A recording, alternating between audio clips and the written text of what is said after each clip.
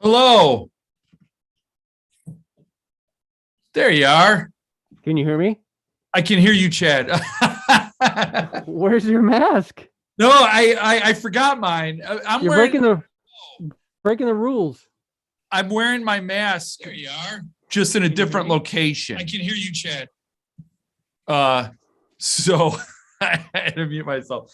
Yeah, that's excellent. You know, I don't know. It makes it harder to drink a stout. So Right. Okay. So I had to go without the mask. So how are you today? Dude, I'm doing all right, man. Doing all right. Yeah. How about yourself? I'm okay. I had some snafus. I'm broadcasting today as Jill Terry. She thinks she changed it. So I don't know. I just identify as Jill Terry today. So I'm just gonna go with that. Kudos to her. This is the first interview that Jill Terry's done. So all right.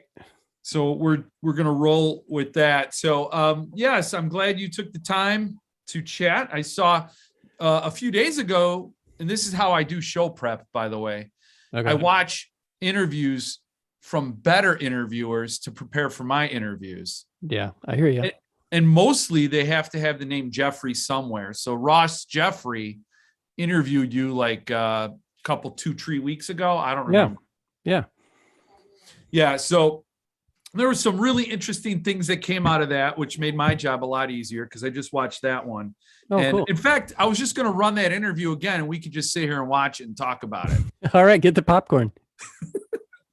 I don't know. I just, I feel like being a parasite. But yeah, no, there's a whole lot. But first of all, I guess what I wanted to say, so a long time ago, you sent me these 2 books, Foster Homes and Flies and Skullface Boy.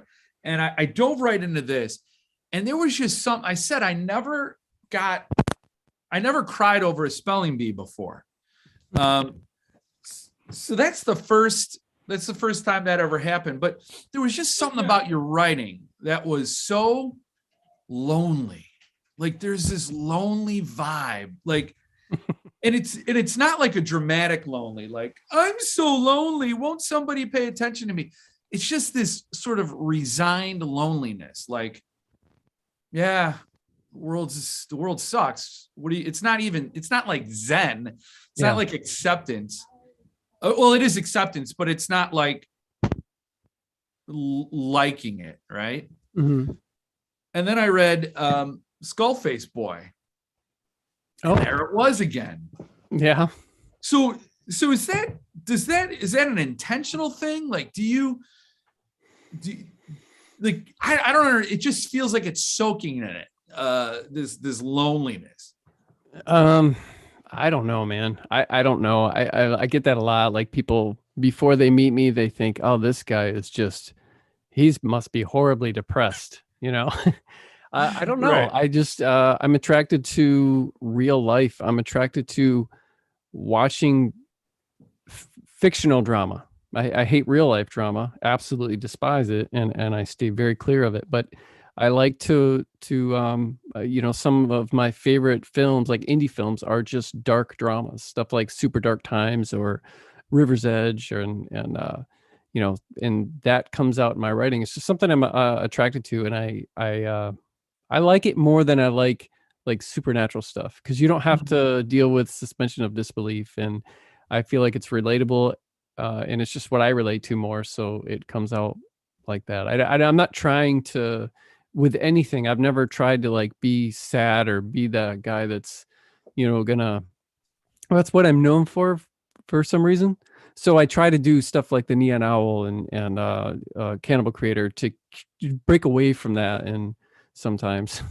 Oh, it totally bucked it, really, because, of Foster Home and Flies and Skullface Boy and Slow Burn on Riverside, they all had that vibe that, and that's what I did like about it. That's why I said it wasn't this dramatic, I'm lonely. It was very authentic. We've all been lonely before, which is different. We've all felt sorrow. Doesn't mean we're depressed. There are those lines. We've all been alone without feeling lonely, and we've all been lonely without being alone. So there's all that. So I thought it just struck a really cool, something I've never experienced before. And those three books definitely had it. And then I read Cannibal Creator. I'm like, there's no way this book's good. You can't have like a lonely cannibal. Like, I just can't imagine a cannibal just sitting back. I think it's real hungry. He might be. I keep inviting friends over. I keep eating them, and now I'm lonely. But yeah, that was a totally different book. But I do want to say one other thing from the other interview with the other Jeffrey. You said about realism, and you just said that again here, and you mentioned Hereditary and the scene where the brother's driving the car. Yeah, I was when I heard that part, I'm like, yes, that to me was what was so true, and to me, those scares, they cut a lot deeper. Yeah, it was uncomfortable, big time. Yeah, and it's like you said, they're not going to react in this. They're just going to be in this shocked place, and they're not going to know what to do and pick up the pieces. Yeah. So yeah, I get that vibe. That authenticity is important to you. So how much of your writing is autobiographical? Well, the two books that go together, Slow Burn on Riverside and Same Deep Water as You, are pretty autobiographical. Same Deep Water as You is very much so. Slow Burn, not as much. My landlady wasn't a cougar. But in both books, some of the people who die in them, they don't die that way, but they did die. But a lot of that, just like the relationships, the places, the events, they're both written with kind of like vignettes. And, there's very little, with the exception of some of the more dramatic events, there's, it's like kind of like nonfiction fiction, sort of. Yeah. And then Skullface Boy has that scattered throughout, little bits and pieces. Flies and pretty much everything else that I've written, I think, doesn't really, except for just whatever, ideas that I get come along and whatever. But as far as like being, nuggets of my life really on the page, the Deepwater, Slow Burn, and Skullface Boy, I think that's it as far as having nonfiction elements. Slow Burn on Riverside, I've been in apartments like that. I've been in places like that, and I felt like Jax, who is seeing all this, maybe participating in some of it, but not wanting to, just that sort of, again, that you, and that's what I liked about that. A Foster Home and Flies is that loneliness out of truly being mostly alone. And Slow Burn on Riverside was a loneliness, but he had people around him all the time. And you just don't feel that connection. And I think he started to lose that connection and not being able to relate. There's going to be a prequel to that. The Slow Burn? Yeah. So it's like I wrote Deepwater, then I wrote a prequel to it, and now I'm going to write a prequel to the prequel, and it's going to be much, much longer. And that's cool. So I'm not sure if I'm going to self-publish that. I was thinking about, because it's going to be so long, I was thinking about trying to nab an agent with it. It's not going to be, Deepwater and Slow Burn, they're both not horror. They're kind of like, Deepwater is kind of like a tragic romance, slice of life coming of age. And Slow Burn, I mean, it gets dark, but it's more just like a slice of life stuff. It's not, both those books are two of my favorites, but they're not for everybody. Well, after reading Slow Burn, I said I gotta read Same Deep Water as You. And I dig what you say about River's Edge. That I haven't seen that movie in so long. I love it.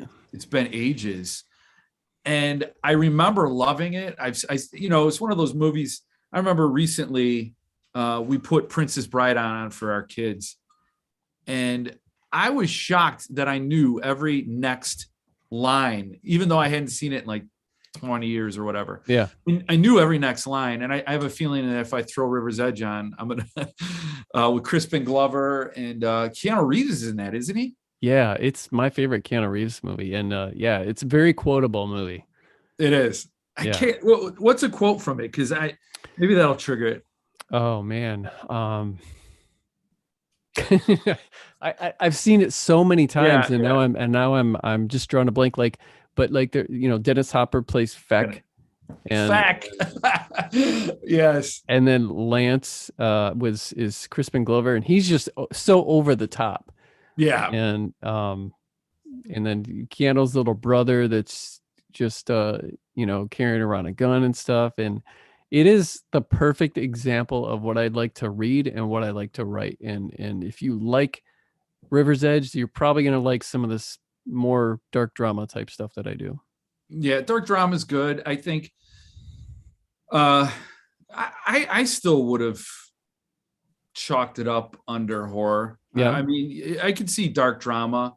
But I agree with you in another capacity. So yeah, obviously this is like a reaction to an interview video where we, because I also do, I do think that I could read any number of Stephen King books, Clive Barker books, typical horror books, and sleep like a baby at night. But the one year I read true crime, and I was a 20-something-year-old guy living by myself, and I like triple locked all the doors.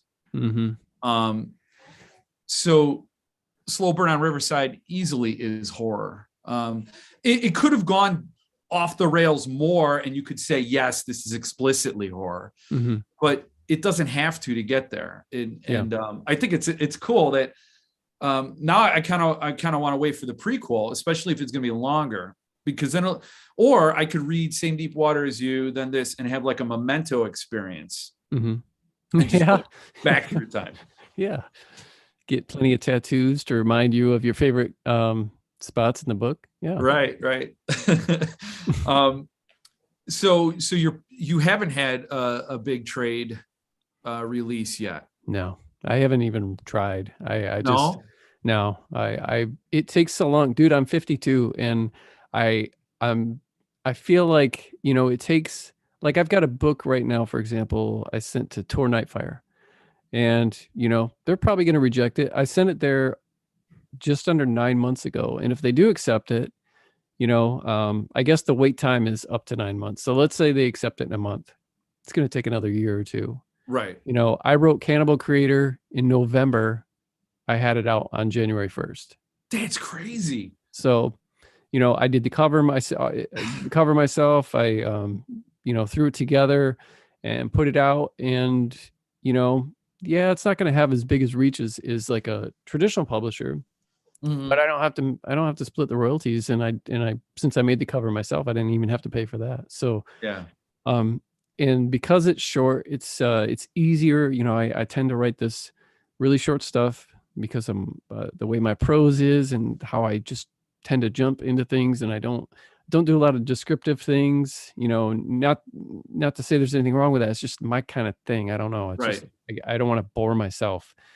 So I leave a lot of that out, and it makes for a short book. And I've tried to write longer books. And I don't know. I mean, there are certain, I've got a couple that are going to be definitely going to be longer, novel length instead of course, Skullface Boy is novel length. Just it could be for barely. Sure. It's just barely novel length, yeah. As far as the word count, but yeah, I've never nailed an age on, never tried. I've considered it, and I was thinking, like I said, with the prequel thing, I might do that. We'll see. I don't know. It just, the time that it takes to put that out, and as I'm getting older, it just feels like, man, do I want to wait around, or just Yeah. build my own catalog. I've got like 16 books out. I should have 20, like 4 more by the time the end of the year is up. And so why not just, by the time I have like maybe 40 books, and there's this trickle effect. And if usually if people like my writing, they will tend to start buying the back catalog. And so if that's what I have to do, then I don't know. I've seen a lot of authors go that direction. Yeah.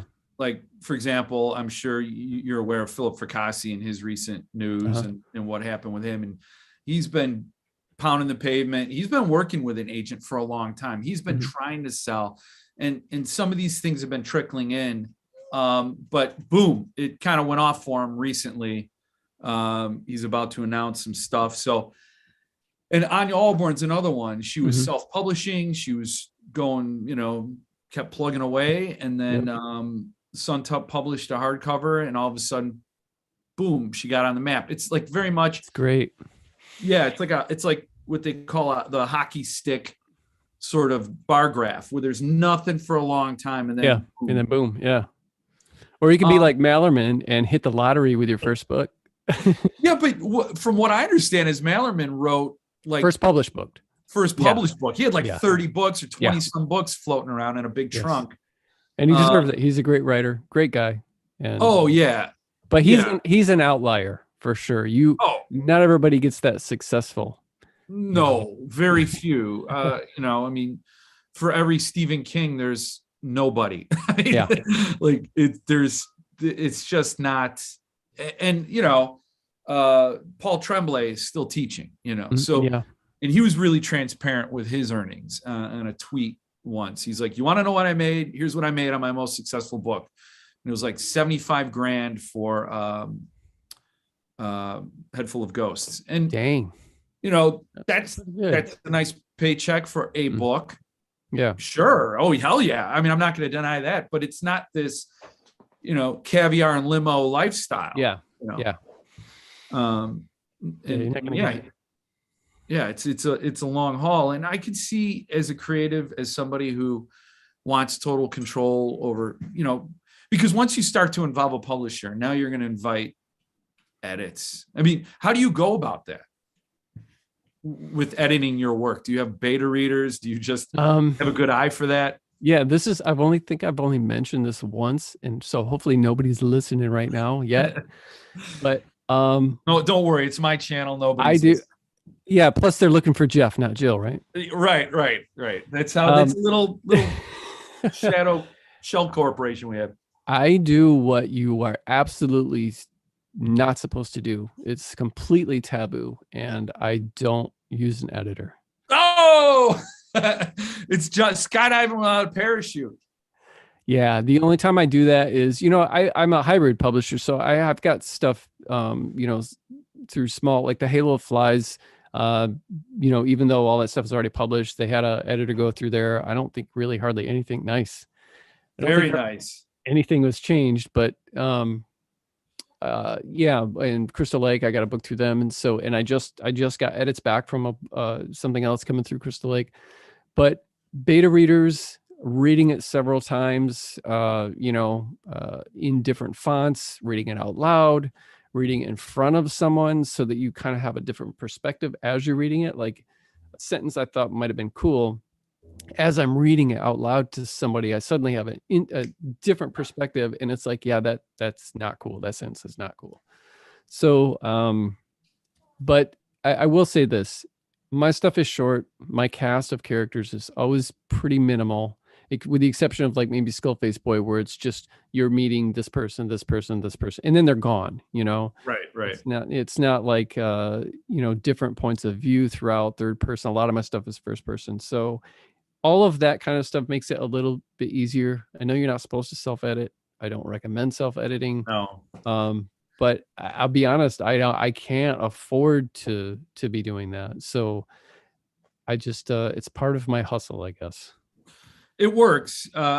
There's nothing in this book and any of the stuff I've read from you that jumps out. I'm not a very good detail driven reader. Like typos can get by me all the time because I'm more concerned about what's going on. And the problem, and it's interesting because this is a total strength.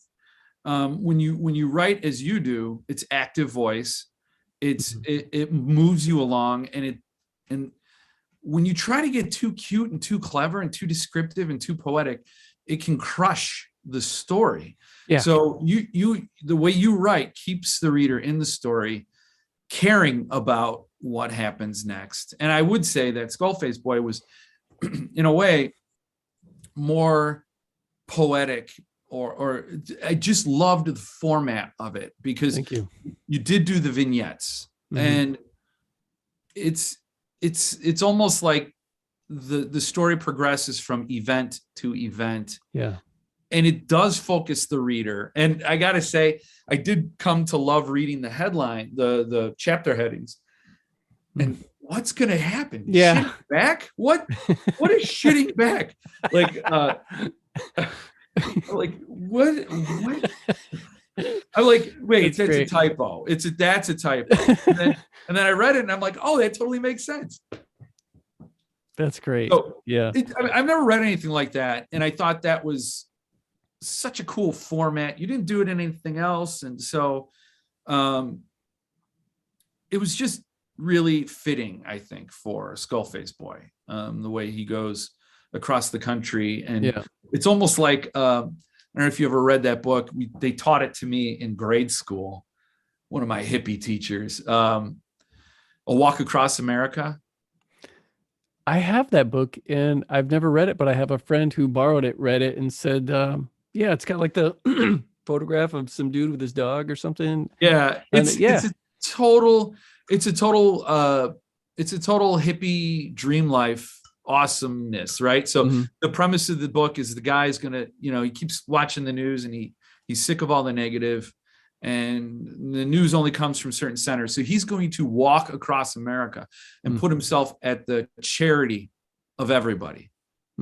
He literally just, I don't know where he starts, but he takes his walk, and it's all the families he meets along the way, and it's all the generosity and like the good stories.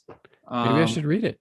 It's cool. It's cool. I don't know if it would be done nowadays, but I think there's a need for it for sure. Yeah, I think that's a Chad Lutzke book. If you're going to do a nonfiction, just Chad's taking a walk across America. I'll go with you for a little ways, but not. I got stuff to do. Okay. You could bring your ferrets. Yeah. Yeah, that would be fun. What do you like about having ferrets? Why don't you have cats? I have a cat. I got a 3-legged cat named Trace, and she's very tolerant of them. Bats at them when they get too close. I don't know. The ferrets, we've owned a couple of rats in the past, and they're the best pet to get like your kid because they do not bite. They're affectionate. They're so much better than like gerbils and mice and hamsters. Yeah. All of those bite and they're stinky, but rats are so different, and they're really, really intelligent. And then but next to ferrets, they're just not good pets. But because I wasn't expecting, like, my ferrets are very affectionate, really, really smart. They're hilarious. They're like kind of like kittens, how they just jump and roll and just act crazy and just spaz out, but they're not like that all the time, and they're extremely quiet pets. Yeah. And they sleep 18 hours a day. So the food is expensive. You have to kind of ferret proof your house, but they are litter trained, and so they're kind of low maintenance, but also the vet bills can be really expensive. I had a ferret and I named him Clive after Clive Barker. Yeah. And but I gave him up. I took him. I felt super guilty. I was working full time, and I was the only one that lived in my condo, and I had the ferret, and I just felt this tremendous guilt that it was alone all day. Yeah. So I took it to a pet store and I said, this ferret's lonelier than a Chad Lutzke character. And this is like obviously before I knew you. So I took it there and they're like, we're not going to pay you for this ferret. I'm like, I'm not looking for you to pay me. Just rehome it. And I dropped it off. I felt so bad. Yeah, I hear you. My son just got rid of his dog that he's had. He hasn't had his dog for very long. He got it kind of as a rescue, and then he met this girl and they had a kid, and so now he's like, she's living at her parents right now because she had the kid, and then he has his apartment, and so he's never there with his dog, and so he had to find out a good home. So yeah, I get that. Yeah, it's a heartbreak. Yeah, dogs, man. Love dogs. I'm a dog. Me too. I'm a ferret kind of guy too. So yeah. What Alice Cooper album did you listen to when you were writing Skullface Boy? You mentioned it, and then you mentioned in the story that somebody was listening to an Alice Cooper album, and it's unlike anything he heard before. What album was that? From the Inside. Oh, I don't think I've ever heard of that album. Yeah, it's the one where it's kind of it's just got his kind of, I think it came out in like maybe 80, 81. It was when he went to they didn't have rehabs back then, so he went to a mental hospital when he was trying to get, his wife's trying to get him clean. Wow. And so it's kind of a concept album based on that. It's a gatefold and it's kind of greenish blue, and it's just got the big image of his. There is one really popular song in there, and I'm trying to remember. How You Gonna See Me Now? Do you know that song? No. It's a ballad, and it was a hit for a while. But it's I remember when I first heard that album, I was just like, this is not, Welcome to My Nightmare. This is not $1 Billion Babies. This is not Killer, No. Yeah, no, I love Alice Cooper, and I kind of did fall off with the Teenage Frankenstein stuff. Yeah. Poison. I liked his concept albums. Welcome to My Nightmare. There's nothing like that album. Yeah. That might be my favorite. Yeah, that's Steven and Black Widow. It's all so good. And yeah, so I never heard of that. That's interesting. I saw him play. He opened for Motley Crue, which is a huge insult to Alice Cooper. Wow. Yeah, they were, he opened, and this 70-year-old guy who probably played these songs like 80,000 times, gave it all he had, and he put on that show that, he's a showman. And then Motley Crue came out, and Vince just screeched through whatever. Yeah, if that's what you want to call what he does. Yeah, he doesn't sing anymore. No, he huffs and puffs. And I've got a lot of bad things to say about that band. I've never liked him. I think that Nikki Sixx is probably is about as overrated as you can get as a musician. Oh, for sure. He's not a good bass player by any means. No. And you can learn any one of them songs after playing bass for 2 weeks. Yeah, no, I think they've bragged about learning their instruments as they were recording their songs. Like they just wanted to validate their partying lifestyle, and that's really all they were about. Kiss gets a lot of back then got a lot of flack for them being a commodity and not real band, or not a commodity, but like a just this marketing. Yeah.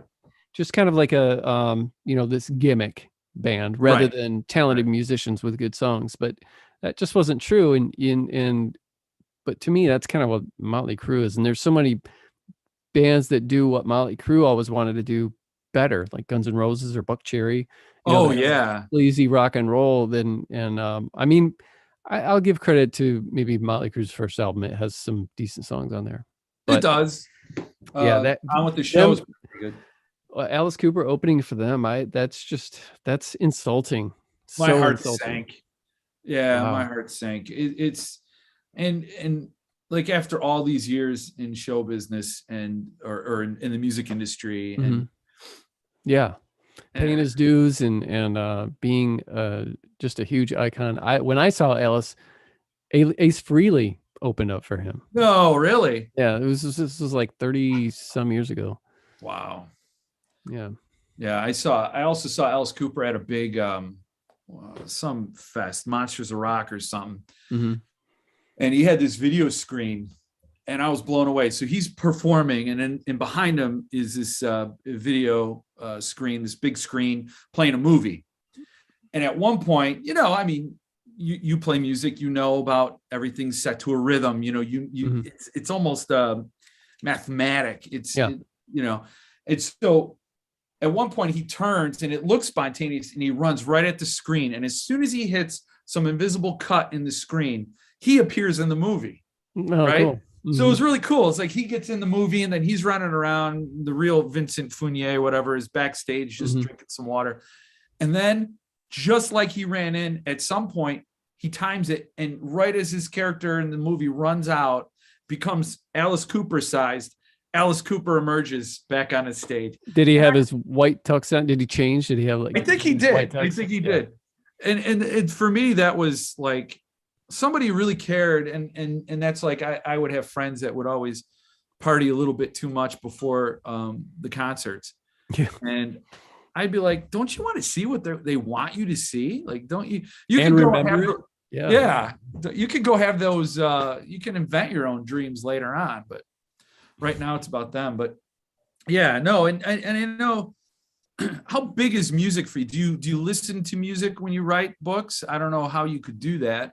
I mean, I did when I did Skullface Boy, just because, pardon me, that was really easy to write and maybe the most fun I've ever had writing.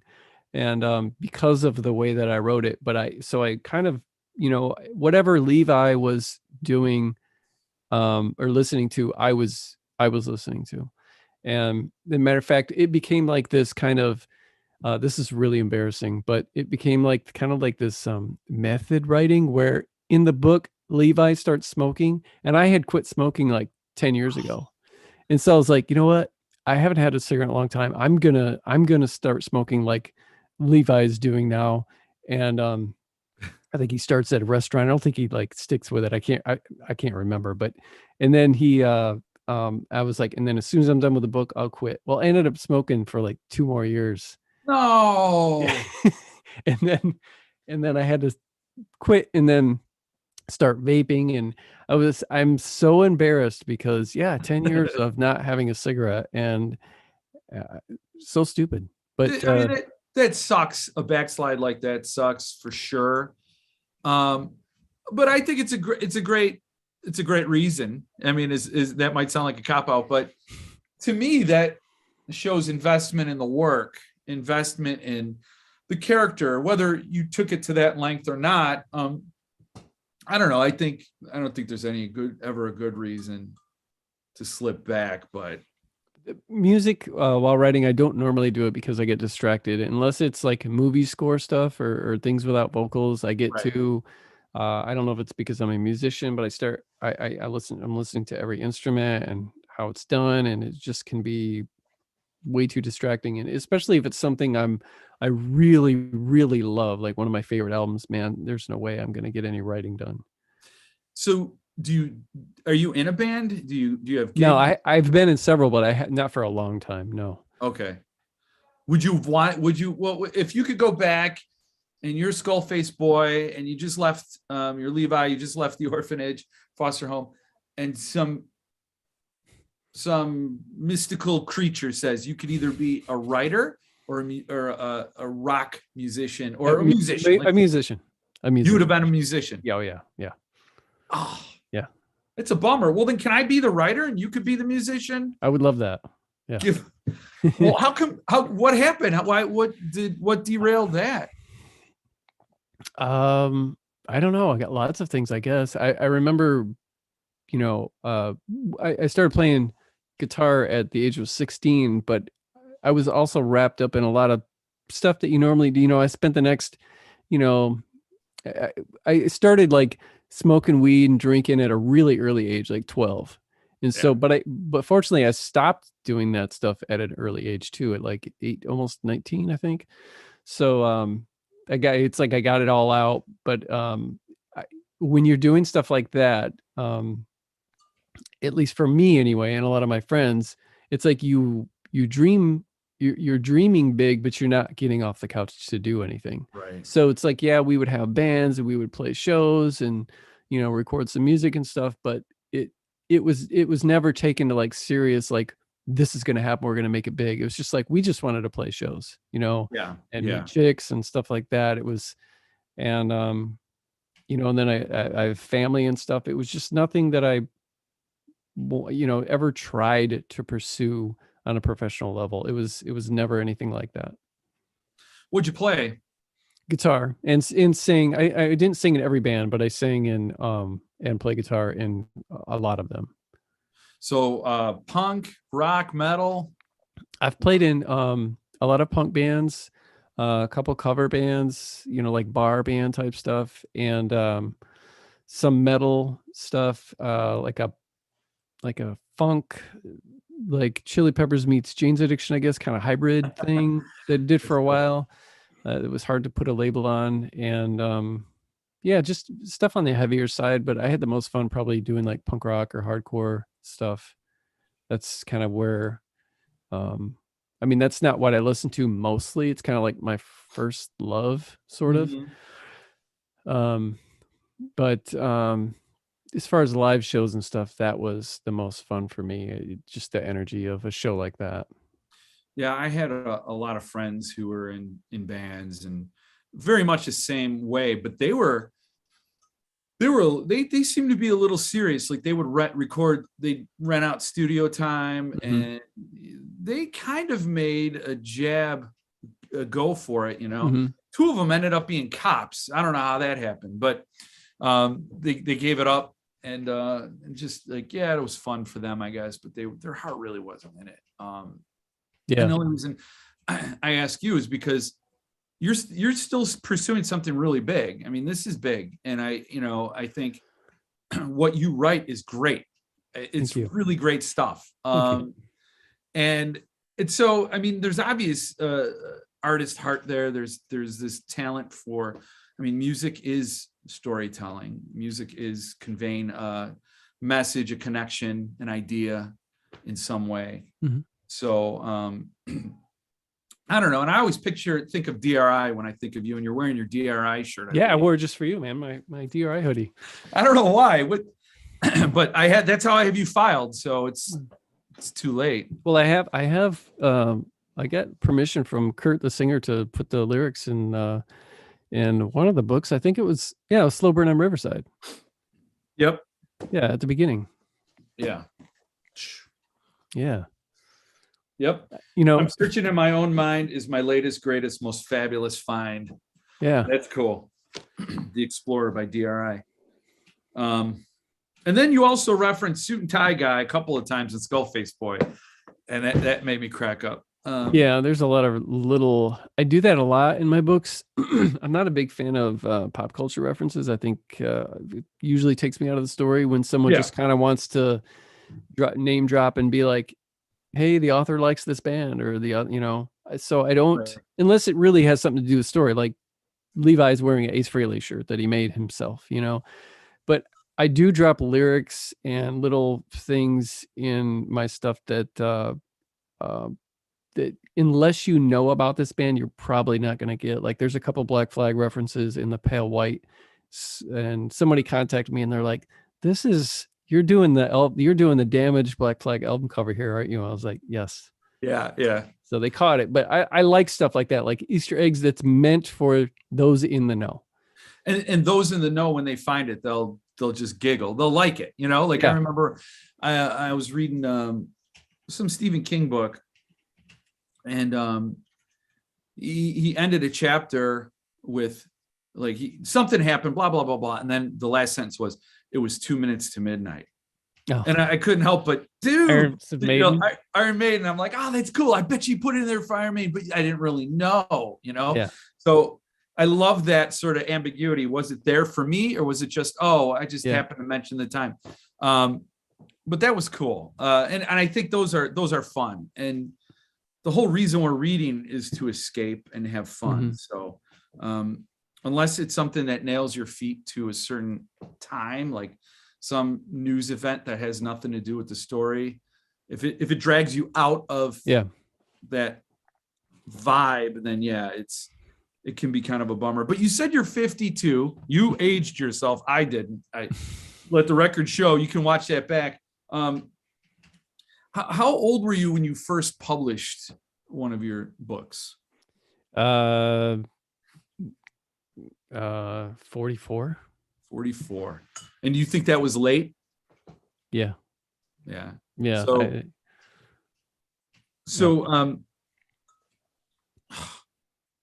you okay. So I don't know where I was really going with that. I had a point, but whatever. No, it wasn't going to be a personal thing. So I just think that it's interesting. Why was it so late that you started publishing? Well, I didn't start reading. I didn't read my first novel until I was 24 or 25. I had zero interest in reading. I was either, playing my guitar or skateboarding or just hanging out.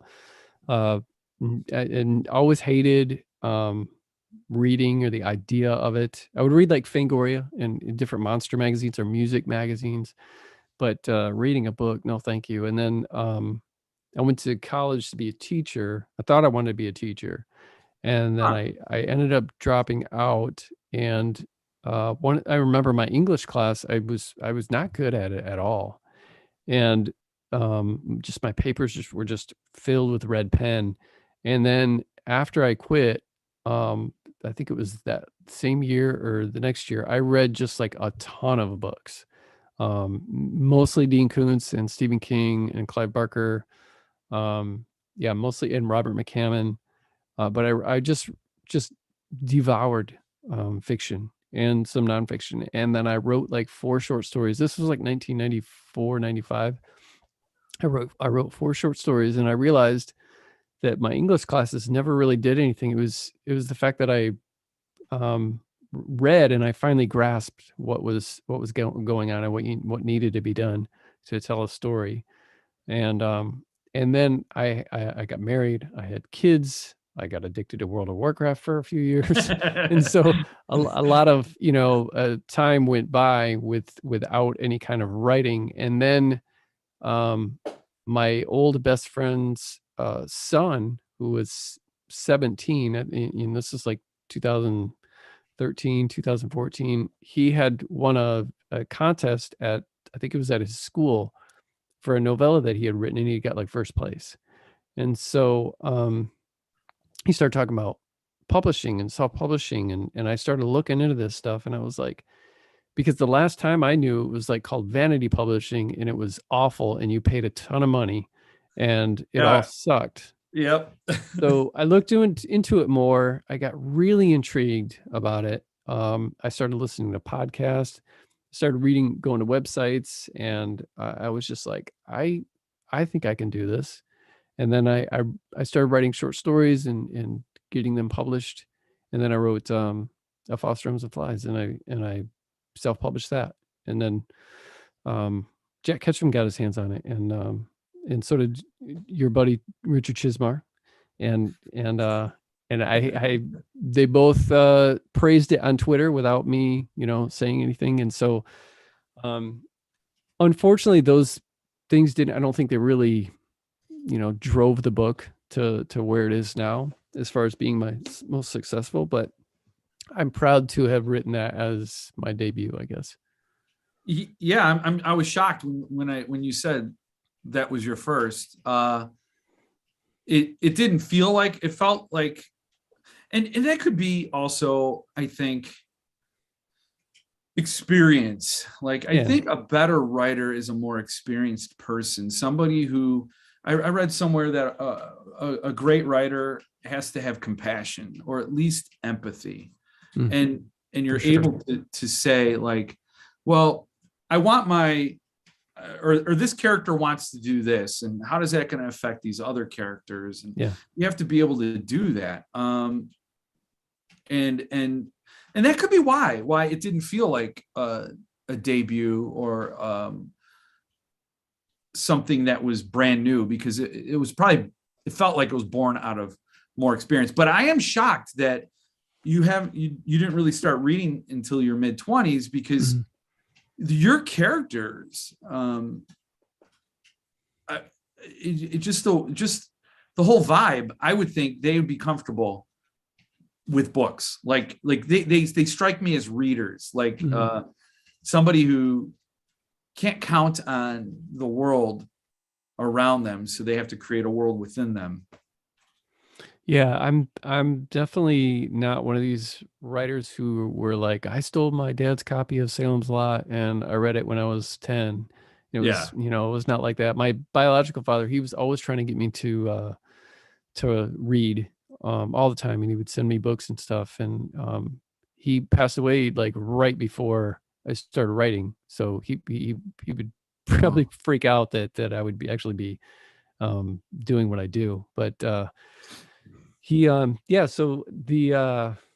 I don't know, it's but I think you're right. What basically in a kind way you're saying I'm old, and that is why I No, I just think that a lot of books from a lot of younger authors have a lot of passion, a lot of poetry, a lot of fire. And that's good. And there are some crazy talented people. Yeah. Thomas Oldehuvelt, Josh Malerman. Like, I don't know how old Josh Malerman is. 46, 47. 46. Okay. He's written 20 books, 30 books by 47. So yeah, I think there are some people that they can wrestle the English language and make it do beautiful things and create these things. But I don't think there's anything. Okay. So for example, Fiona Apple, when she came onto the scene, she was super young, prodigy. And I remember somebody stuck a microphone in her face and said, wow, you're really, this music, you're really old for your age. Or you soul. Yeah. And she, and they're like, what do you tell people? Like, about all this wisdom that, you're really wise for your age and all that stuff. And she's like, I can only speak about my 19 years. So like, she's like basically saying, I'm not wise for her 19 years, but these were mine, and how that experience informs the art. So I think that could be why. But yeah, I mean, so that was your first one. What year was it? 2014, I think. 2014 or 15. And so after that, when Jack Ketchum likes it, Richard Chismar likes it, and it goes, it gets some attention. What happens after that? Do you feel like, oh, I'm onto something, or did you already have another book out by then? Yeah, I think by the time, Chismar didn't say anything about it until like years later, like I think 2 years ago or something. I think he tweeted about it. But the Jack Ketchum, I think, I don't know, within that year, but I started writing something right away, and I wrote Wallflower. And then I started to develop a relationship, a small, very short-lived, unfortunately, relationship with Dallas, with Jack Ketchum, and emailing back and forth. And I asked him and the reason why I even got a hold of him in the first place is I saw his tweet. Someone, a friend of mine, said, "Hey, congratulations," and I was like, "What are you talking about?" And they sent me a link to Ketchum's tweet, and I was like, "Oh, wow." So I went to his website, contacted the webmaster, and I was like, "Jack said these really kind things about my book. I was just wanting to, I'm sure you don't need to do this, but I was wanting permission to, use that as like an official blurb." And so within 15 minutes, Dallas sent me an email. His webmaster, I think his name is Kevin, got a hold of him, and I thanked him, and that was kind of, like I said, the beginning of something.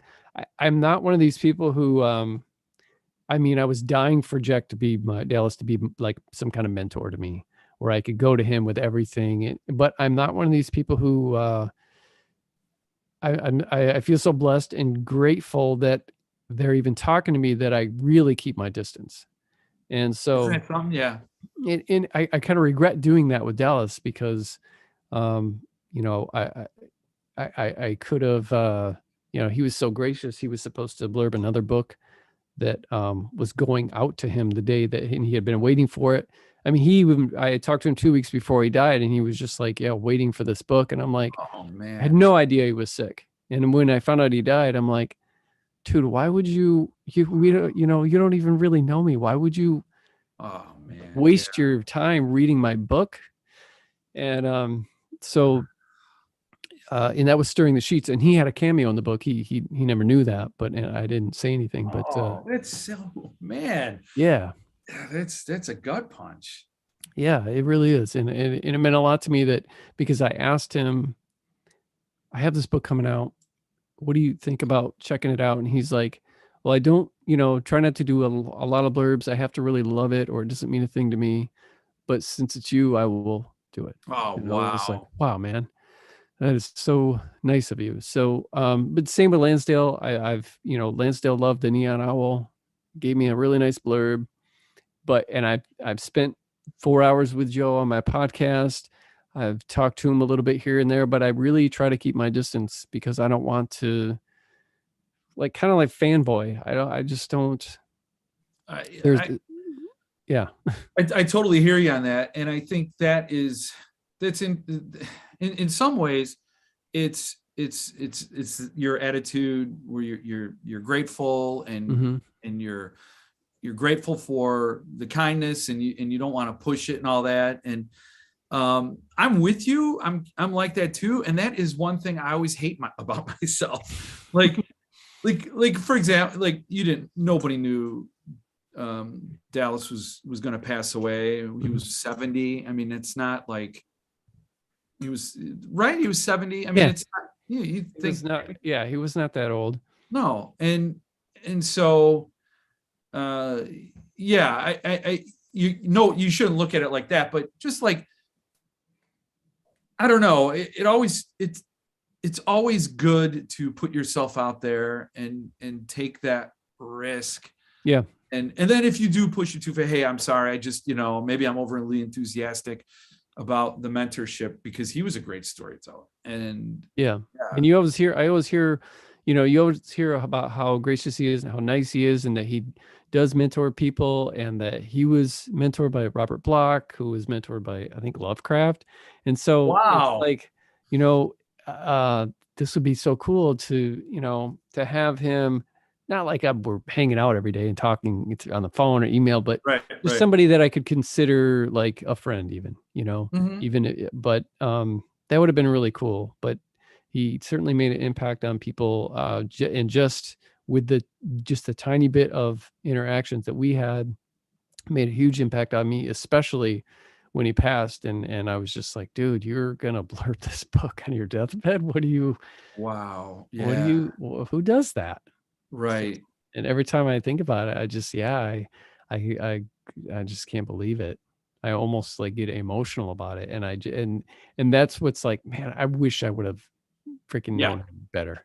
I wish I would have just, and I was just telling this story. I think it was on podcast, or I can't remember where, but I have done like the douchebag thing, just because I was like, you know what, screw it, I'm going to do this. And I did send one of my favorite directors 3 books. I found that word out where they live, and I sent them these books without, they've never talked to me. They don't know who I am.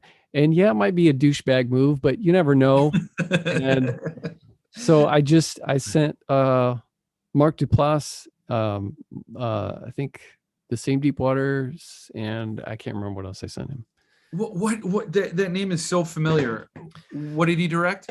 A lot of indie stuff. Him and his brother own a production team, and they Mark did, as far as horror, he did a movie called Creep and Creep 2, found footage stuff, but he did HBO series called Togetherness, and he did The Puffy Chair, I think it was one of his first movies. A lot of really cool dialogue-driven, character-driven indie stuff that I just love. He was also in the Mindy Project, or was that what that show was called? If you saw his face, you know who I'm talking about. But he does a lot of acting. He does a lot. What's that? Did he reply to you? No, No. no. How long ago did you send these? A couple years ago. Oh, okay. And you haven't heard back yet, huh? No. I didn't really expect to. I thought maybe they'll be in some used bookstore in Los Angeles or in a homeless tent somewhere in a park. Yeah. I mean, that's got to be a cool feeling to think of the journey these books go on. I mean, it's kind of fun. Yeah, you never know. I mean, sometimes opportunities come up, and I had a cool opportunity to write a screenplay a couple of years ago. Nothing has really happened with it, but I mean, there are people attached who do big things. So, but no real bites yet, and it's fallen into some really interesting laps, but no real. Well, 2014 is not that long ago. It's not like, I don't know. I'm not being, I don't have like expectations. Like when I had the opportunity to write this screenplay for one of my books that I co-wrote with somebody, and I co-wrote the screenplay. When I had the opportunity to do that, I was like, this is exciting, but this happens all the time and nothing ever comes of it. And I just have to keep that in mind. And so it's nothing that I'm like biting my nails, waiting to hear back from the producer about, what's going on now. I don't even think about it anymore. And I just don't have, I just never really had any expectations. It was a cool learning process, writing a screenplay, and I'm sure I'll do more. Mm-hmm. But I was just hanging out with Keanu the other day, and his hanging out. I have a podcast, and we were talking with who? Keanu Patrick Burr. Yeah, okay. And your name got brought up. Oh, did it? Yeah, oh. I think it was off camera. I said that I was hanging out with you. Oh, did he bring up The Exorcist Uber? No. I just said that I was going to be hanging out with you. I'd known that you guys said that you had interviewed him, and he's like, "Oh yeah, man, I love Jeff." I was like, "Yeah, he's a funny guy." Yeah, except when I'm not raging at who, which is kind of fun. I mean, you got to have a range of emotions. You got to work all of them through, and then put them out into the universe via the internet, because how else do you access the universe? Well, plus you're like the book collector guru, so I understand your grief. And I mean, I hate to be like, and I know this is kind of a sidetrack, but yeah, I don't like to be that negative, and because when you're angry, it gets addictive. I can see why some people like to be angry, because there's a little power there. Yeah, there's a couple on Twitter, a couple people like that. Yeah. There's a few Twitter. Oh my God. Just a few, and they swarm. But yeah, it's interesting how that works. But you mentioned co-authorship, and you wrote a book with Tim Meyer, Wormwood, mm-hmm. And Stephen Dwayne Allison Jr. Chimed in on the live here, and he said he's a big fan of your work. So thank you very much. I think he wants Chad Lutzke brownie points. And I will say I did pronounce your name correctly off the get-go. So that's got to be worth something. Yeah. Extra points. And so how was that? And is that the only collab you've ever had? No, I wrote something real short, a novelette with Terry M. West, who's a great horror author. And then I wrote a novella with John Bowden, who is, my gosh, he's phenomenal, but he works so much that we don't get to see his work as much as we would all like. But he's great. We wrote something called Out Behind the Barn. And then there were some other projects that I tried with friends of mine that we would try to get it off the ground, and sometimes it just doesn't happen. Sometimes it kind of fades away. It's like dating somebody, and then you just like, what happened? I haven't seen, it just fades somehow. You keep telling the same stories to each other. Yeah, it was great at that carnival when you threw up in the tilt-a-whirl. And then you tell it a few more times, and it's like, all right, that's all I have with this person. Yeah, it just never gets serious, and it's like almost has legs and almost gets off the ground, and then you're just and then next thing you know, you're dating somebody else, and it's like, whatever happened to that? How did that even end? I can't remember, but that's how some of the projects went. or you find out that maybe this won't work with our different voices. Maybe we're just too different, or then I have another one that this is the first time I just asked someone to write with me, and I've never asked anyone. I think I've always been asked. So I'm excited about that. I can't talk about that yet, but I also missed out on a really cool opportunity recently because I was doing a co-writing project with somebody else who's a good friend of mine, but that was one of those things that kind of fizzled. And this other author who I love contacted me and said, "Do you want to write something together?" And I said, "I would love to, but I just started this thing with this guy." And so when I realized this other thing was fizzling, I went back to this other guy and I was like, "Hey man, I'm free. Do you want?" He's like, "Oh, if you'd have got a hold of me last week, now I'm doing this other thing." Come on. So, and I don't even know what you're talking about, but I sense there's something huge there. Have you ever read a book called Midnight Rain? No. Coming of age book. Is I think Leisure put it out. By who? That author. By that author, Midnight Rain. Well, I got Mark Duplass written down, and then Midnight Rain. Huh. Yeah, but he said maybe one day we can, so he would still like to, and that would be cool because I am a big fan of that guy. And I do wonder how that works with different styles. Well, with Terry, I think we threw stuff back and forth, and you have to kind of like, at least for me anyway, kind of try to mimic each other. Mm-hmm. With John Bowden, he had a short story that he had written that he kept trying to submit to places. I loved the short story, but I said, this needs to be a book. You've got to write this. It was like 3,500 words. You got to write this much longer. And it kept getting rejected, and I kept trying to talk him into it. So he tried. He said, "I'm screwing this up. I don't know what I'm doing.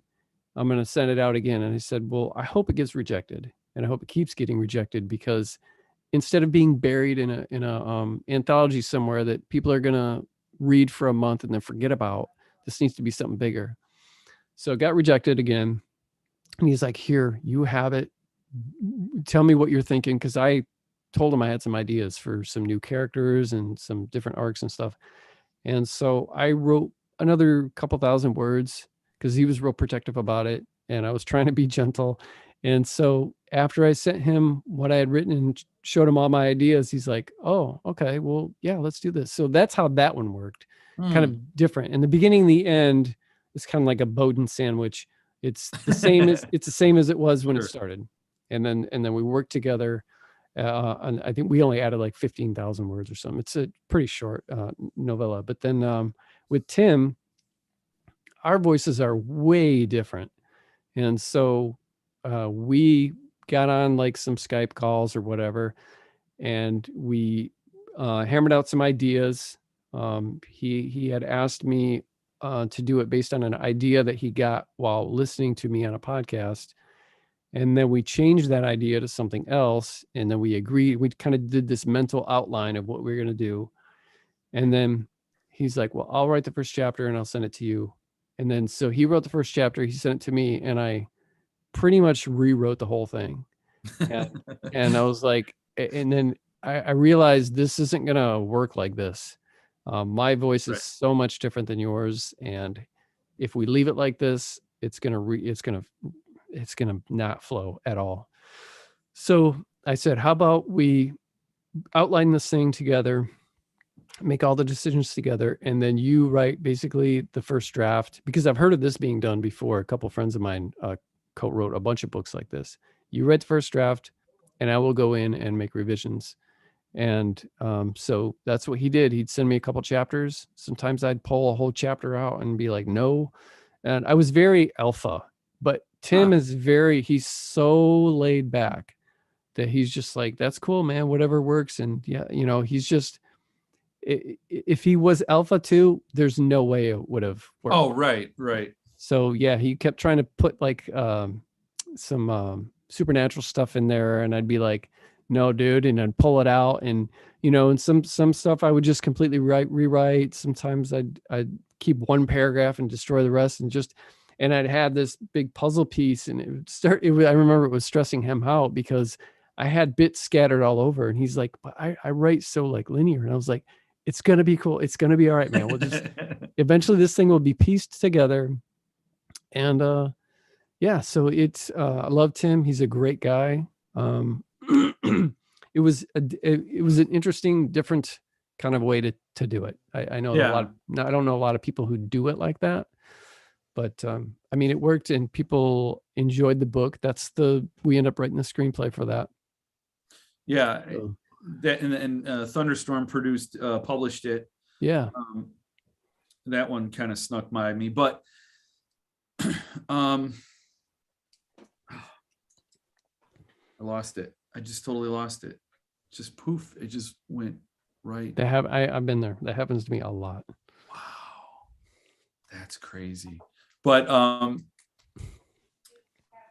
no. I was going to say, I talked to Jeff Strand, and when he collaborated with people, mm-hmm.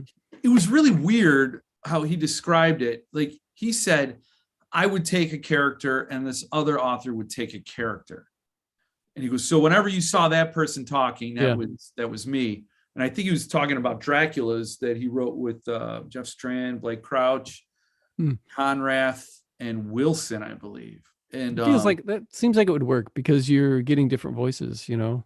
Right, in the dialogue, but then like you have to like the prose. Are you saying no? My character is this like a Dungeons and Dragons, and you got a dungeon master, and you're like, no, the Elf Queen is only going to say this, and it's only going to do this. You have to deal with it. I mean, I'm making light of it. I just don't. It just seemed to be pretty wild. So I realized there's probably any number of ways to go about this collaboration stuff. I think there is. I don't I've written me and John Bowden have some things that we've been working on for years, and I just did a collaboration where I was invited to write a novella and ask 2 other authors to write novellas that if we want can interconnect, and this is for the Crystal Lake thing. And so I asked John Bowden and Robert Ford, and so we wrote 3 separate novellas, but they do interconnect a little bit. So that's I guess another way of doing that, I suppose. Yeah. So what's next for you? What's in the works right now that you have that? And I wanted to ask, so when you started writing, like how do you structure your day? Do you like set number of hours to write? I write when I'm not procrastinating, pretty much. when I get just ambition, and when I'm can discipline myself enough to be like, dude, why are you watching this Faith No More live video again? You know, why don't you start writing? And so I don't really have like a set schedule. I have, but I don't know that I work well like that. You know, sometimes I write in the morning, sometimes I write late at night, you know, like 10, 11 at night, and when people are in bed and it's quiet. So I don't have like a set, nothing interesting or exciting that I really do to do it. Yeah. So you don't have like a word count that you aim for every day, or? Sometimes I do. This month I was trying to get at least 1,000 words out, but then I started doing some book covers, some pre-mades, and then I got a commission job for a series of 7 books. So I had to do those. So I wasn't able to get my, my quota in. Yeah. You know, so that's not cool, because I've seen a lot of what you've been posting around of these book covers that you're like, and you have like some placeholder title in there. Mm-hmm. Some of them are kind of like, I'm getting a kick out of them. It's kind of funny. I don't know if you intend them to be funny, but it's just like some generic horror trope theme and then this image that goes with it. Mm-hmm. So how do you create that art? And when I say it's not cool, it's because you're a musician, a writer, and now you're going to want to be an artist.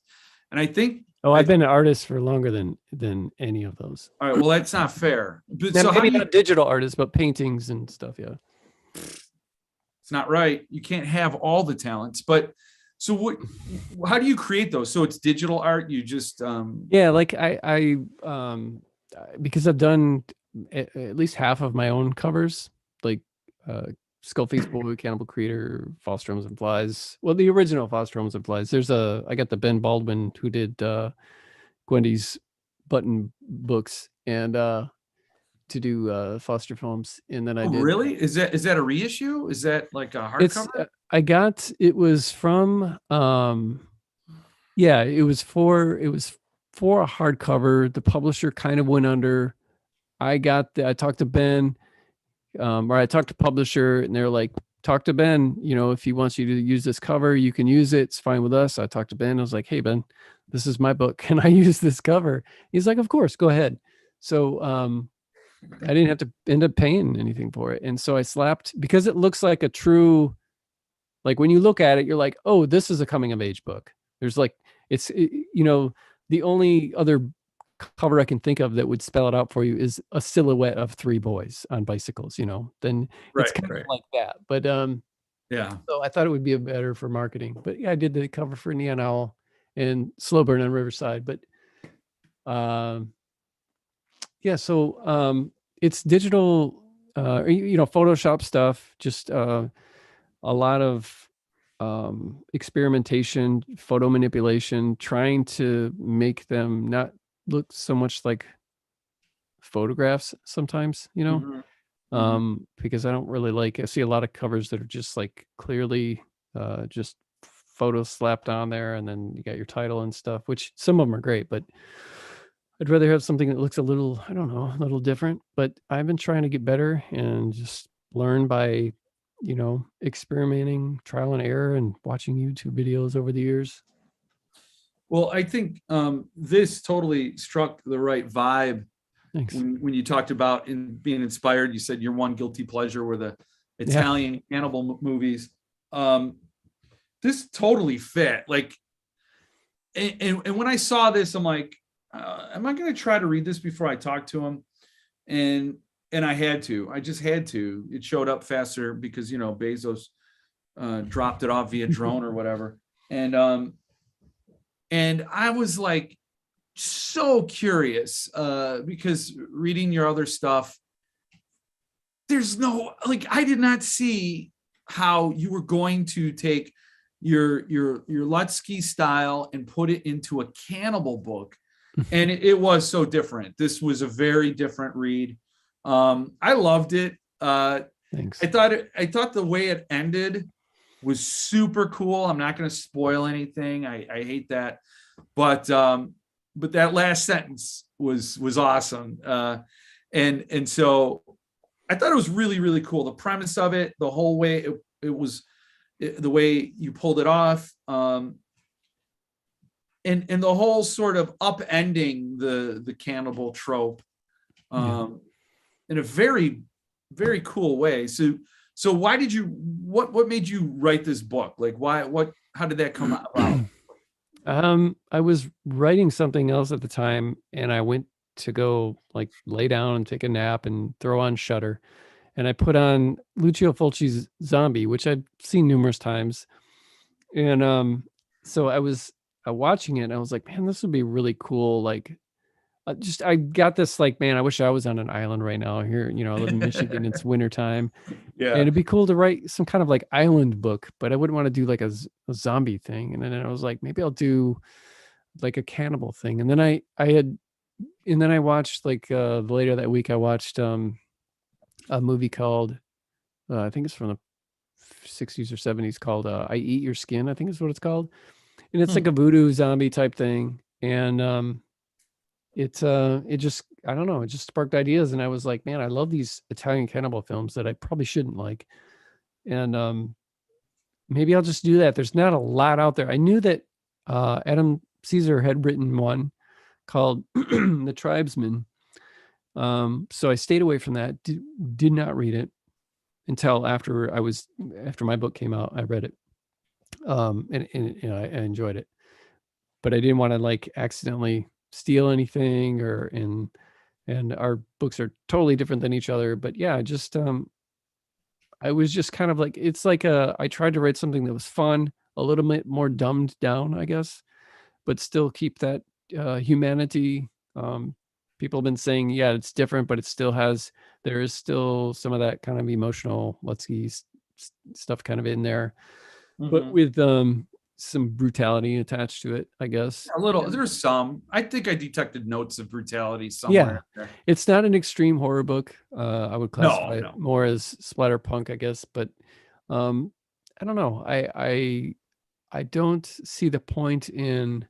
I remember I read a review that someone had tagged me in, and it said something about, it called a lot of the gore rated G, which I don't quite understand. I don't think that's true, but No. but they had made a complaint about it sounded like they wanted every tiny wound to be Exploited. Explicitly detailed. Yeah. That just sounds boring, Yeah, and there's a whole I talked to this guy who runs books of horror on Facebook, and this group, they keep talking about books. It's a very large group, and very I'm in there. They're huge on the extreme. Yes, I'm part of that group. Yeah. Oh, okay. So yeah, and I see like once in a while a book will come up and it'll be shared throughout it'll run its course, yeah. like a stomach bug, and it'll come through there and everybody shares a photo of it and they talk about it, and then once in a while it'll pop back up like cows. What the hell did I just read? I was just going to say cows. Yeah, cows. Yeah. Stolen tongues, cows. Stolen tongues, womb. Cows. Man, F this house. And I don't know how extreme that is, but Matt Shaw, he's got a wonderful marketing trick he does on Amazon. If you look up Matt Shaw and you look up his books, each and every one is labeled beware extreme horror inside. So you're like, ooh, I'm not supposed to read it. Yeah. I guess I'll buy them all. And so it's interesting. And the guy that runs the group is like, yeah, that's not really my bag. I don't understand it, but it's what all the kids want right now. And I just can't get. I read the premise for The Summer I Died by Ryan C. Thomas. I read the premise of that book. And I'm like, I can't read it. I just can't read that. I don't want my nose rubbed in. I don't know. Although the violence in here is not G rated, I can assure anybody. But to me, extreme horror is horror without a heart, it's horror for the shock and gross out and gore of it, but it's not there's no love of the story. It's just, I haven't read enough of it to, it's kind of like just, I guess that's my knee-jerk reaction, is it feels like a novelty. And if somebody is looking for that with Cannibal Creator, I mean, there's certainly some scenes that are shocking in it. One in particular that everybody seems to be talking about, but the I don't think it's not it's not rated G. But it's not gratuitous to the point where that's the focus is. That to me, that's fun in movies. It's a 90-minute investment and it's visual. Right. So that's fun. We want to see how Jason or Michael kills everybody in the different ways. But in reading, this is a 4 to 6 hour investment and you want a story. Yeah. So maybe pick your spots where it's a greater impact, because every tiny thing, if it's detailed and gratuitous, I don't know, for me anyway, it just feels like it's maybe pulling something out of story. But there are people, definitely there's a readership for that kind of thing for sure. And books of horror, there's a lot of those in there. And it's like to me, it's like the same type of people who eat the Carolina Reaper pepper. Like there are those people that want to do it, challenge themselves. Right. And it's like they're not eating the pepper for the flavor or for the culinary or gourmet experience. It's just that's a good analogy. Yeah. Yeah. And bringing back Jack Ketchum or Dallas Marr, off season and off spring. Yeah, you could say that shares a zip code with extreme horror for sure. But the reason those books work is because there's a subtext there that it's really saying what is savage and what is civilized. Yeah. And Offspring does it masterfully, where you have civilized people, one being this high-powered lawyer. He's going out to the cabin to either beat or kill his ex-girlfriend who left him. And then they run into these cannibals who are existing because the multiple generations have been raised under this lifestyle. So that's all they know. And they respect and honor this system. And they're not doing anything out of sport or viciousness. It's just their way of life. And here is this. So there are these parallels drawn that give the story a point. And I think that's, although I do want to read Cows, it worked, right? Everybody shares this book, and I'm like, what the Everybody's hell curious. Yeah. It's a nice cover. I've never read it. I don't know the first thing about it. Dude, I haven't even read Jack Ketchum is in my I have 3 authors that are all tied for first. And Jack Ketchum is one of them. And I have not even read The Girl Next Door because I'm too afraid to. Because I know that man, how that man is with his words, man. And I know how hard they can hit. Just one sentence. And I'm scared to read it. Yeah, that's one I haven't read either. And I think it's very interesting that is entirely inspired by a true story of that girl in Indiana back in the 60s or 50s or whatever. And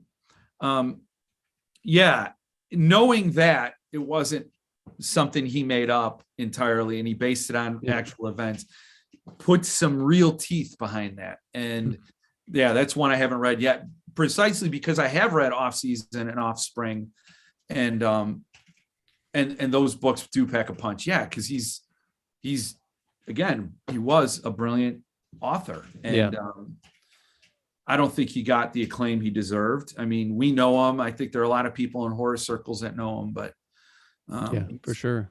Yeah, not a household name, but no, it's not. Despite Stephen King calling him the scariest man in America. Right. I know.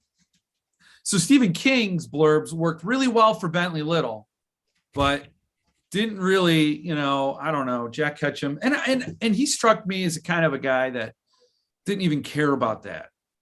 That whole, I've been blurbed, like he's just going to do what he was going to do. Yeah. Yeah. I think he was, I know from interviews and stuff, I know he was proud of that fact. And, he would slap it on the books and everything, whether that was his idea or the publisher, most likely the publisher. I mean, if they find out he's got a Stephen King blurb, it's going on the cover. Right. But he was very punk rock. He did not care. He was going to write what he wanted to write. As a matter of fact, I have a copy of Dallas's, what are they called? They're like stuff that he sends to, he's like, they're like edit notes. This is how I do this. Don't change it. This is how I do it. Because I was on the editorial team for Shock Totem magazine for a short while, and they had his excuse me. They had his notes, and he's like, this is how I do it. No exceptions. Do not change this. Do this, but not in a like prissy, like right. Give me only the brown M&Ms kind of thing. Right. Like this is my rider, and I want club soda, served in thimbles or anything. It wasn't like that. It's just like he knows what he likes. He knows, exactly what he wants. So these particular things, please don't change. And it's humorous because he does, like I said, doesn't say it. I wish I had it in front of me right now. Doesn't say it in a demanding way. Says it in a rather humorous way. Yeah. When I read I read Off Season first, then I read Offspring, and I read the unedited, unexpurgated. I forgot. I don't know how to say that word. I'm not even gonna try, but I did. I just tried twice. His But preferred version. Yeah. yes. Yeah. And he talks about what he changed, and it wasn't a whole lot. It was a very small thing, but it made a huge difference. Yeah. So in some ways, it's obviously good to have somebody edit your work, or promote it, market it, publish it, and pay you. But at the same time, you're giving up. He had to give that up when it was first released, and it was a pivotal thing that when I read what the original publisher had changed, I'm like, why would they do that? That like gutted it. It'd be like changing the last sentence of this. Yeah. Yeah. And I remember in the introduction you're talking about, because I haven't read Offspring, I've read Off Season. I read it like last year, I think. And it said, he said, I will never do that again. He did the one time. Yeah. Yeah. And I could see the need. They're like, this will go out, just change that. And then what, and they did Stephen King with The Stand, and he ended up putting out another 400 pages on that book. And so Stephen T here says, haven't read Cows, but read Stokoe's High Life. If you're looking for a story, my recommendation would be to pass. That's funny. So it sounds like the author of Cows is big on the gonzo or the flashbang, but short on the plot. But this guy, Steven, also said, I've got to get my hands on some Lutzke. If he's okay with Joe R., he's okay with me. So you got into the lounge, Chad. Joe is my other in the top one. Stephen King, Lansdale, and Ketchum. Those are my three. I cannot disagree with that at all. Lansdale and King are also just masterful storytellers, and Lansdale, nobody like him. He's awesome. So is he? You said you talked to him for 4 hours on your podcast. Yeah. Yep. And do you talk to him frequently, or? Well, you know me, man. I hide in the closet while he's walking by. Yeah. No, I mean, I've talked to him a few times in messages. We are friendly, on social media. He knows obviously exactly who I am. He's familiar with my work. He's complimented me a handful of times, not just on my work, but me like as a person. And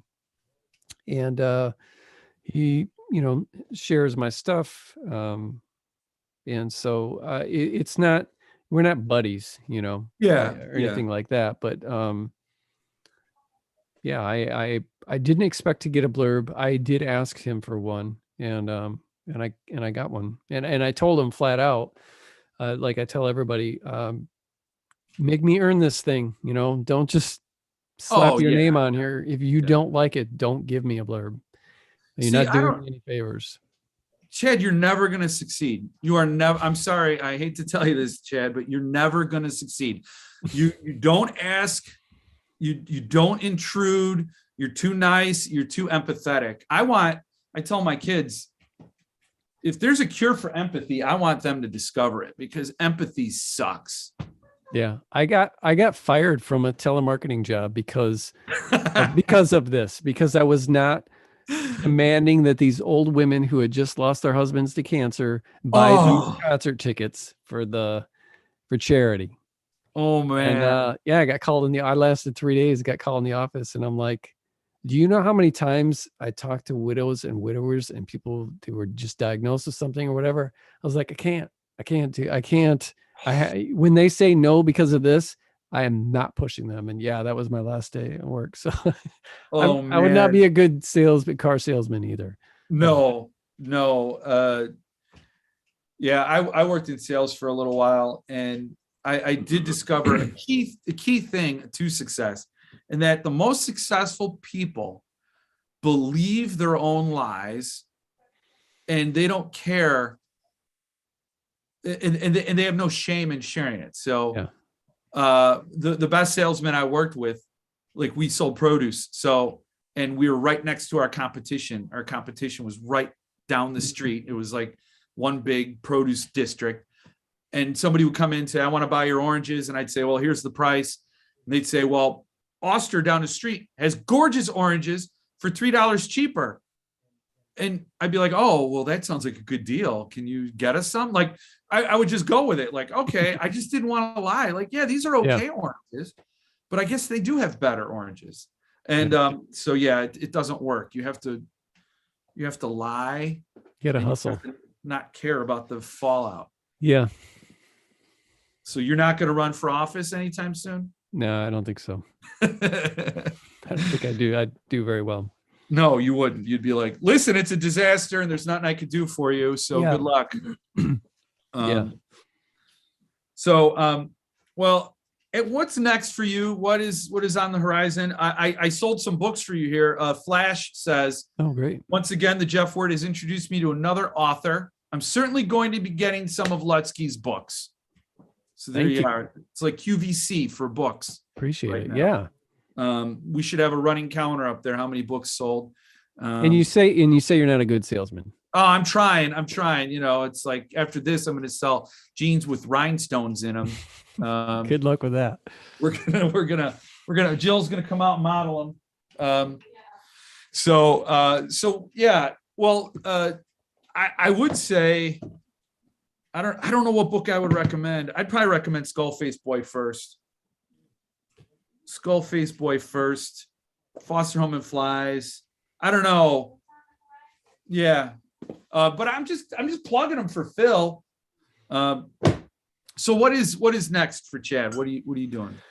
I am working on a book right now that I'm not sure what to do with. Whether I'm thinking of submitting it to the small press, or I might put it out myself. And I have the Novella thing coming out through Crystal Lake, I think in August. And then I wrote one of those splatter westerns. Oh, so with Death's Head. Yep. And Thunderstorm. And that'll be out in June. It's called How the Skin Sheds. It's very Lansdale-y. Ooh. It's very what? Lansdale-y. That's a perfect title. How the Skin Sheds. So was it easy for you to write? I mean, I just wonder about all these people, all these authors, like Lansdale, especially. He hops crime thriller, historical, West, and then cosmic horror with the drive-in. So did you find it easy to write? Is there some trick to it, like to write a Western? Not really. I mean, I just I did, research, but not really, because I didn't really get into the. I'm writing I started another Western like a year or so ago that it promises to be fairly long, and that one was a lot more harder because it's the Western I wrote for Death's Head. It's a splatter Western, so there's a lot of killing and gore and stuff in it. So the story, even though there's a story, there's a lot of that kind of stuff in there. The other one's a little bit more, slaves running and meeting up in this cult atmosphere, and so it was a little bit more political, I guess, and wow. And less like horror stuff. And no, it wasn't really that hard. I think that I don't know. I think sci-fi and fantasy would probably be really, really difficult for me because I'm not smart enough to do something like science fiction. I don't think I've read a science fiction book before. I like Star Trek, and but I just every time I watch an episode, I'm like, who wrote this? How'd they even come? Is that real? Is that real physics? What are they talking about? I was thinking the other day about, horror is sort of discounted, and that's a shame. It shouldn't be, but horror doesn't get like when you look at booktubers and you look at people who talk about books, it's sci-fi fantasy all the time. Yeah. But to me, sci-fi and fantasy, I mean, I haven't read a lot, but they don't seem to be for fun. Like there's no fun there. Like like you're right. If you're writing a science fiction, if you're a mystery science theater fan, I love mystery science theater, Mm. the best stuff. And in an opening theme song, they're like, basically, don't worry about how we eat or breathe or other science facts, because they know the audience, science fiction fans, want every last detail thought out. Mm. Like, what's the atmosphere of this mysterious planet? Like, what, can you live there? Yeah. You can't get away with it like you could in the 50s. But to me, horror is just so much more fun. Yeah. I mean, I like the best book I read all year last year was Secret Life of Bees. You ever heard of that book? I heard of it. Yeah. Definitely not horror, but it was the best book. They made a movie out of it. It won some awards. I had never heard of the author. My wife read it years ago and said I should read it. I finally got around to it. So I just am drawn to the story. Like Lansdale, if I have the Drive-In or Paradise Sky and someone's asking me which one's better, Paradise Sky. Yeah. You know, but I love horror, you know. Right. No, Paradise Sky, Thicket, The Bottoms, those are his tops. And then, yeah, the first book I read by him was The Complete Drive-In, and I loved it. It's crazy and hilarious. Yeah. And then he wrote Big Lizard with his son, and that was bonkers. And so, so a splatter Western, when's that coming out so I can pre-order? Can I pre-order? June. I don't think so. I haven't seen like supposed to be working with the artist on the cover soon, but and they said it's coming out in June.